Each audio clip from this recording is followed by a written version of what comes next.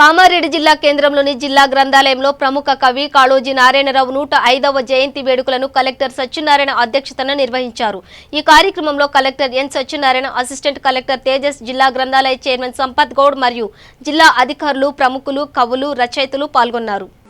Mahindra నీలజ్జుతి కోమలాంగి మాతంగ కన్యాం మనసా స్మరా వందే పన్నగభూషణం మృగధరం వందే పశూనాం పతిం వందే సూర్య Shashanka వన్నినయనం.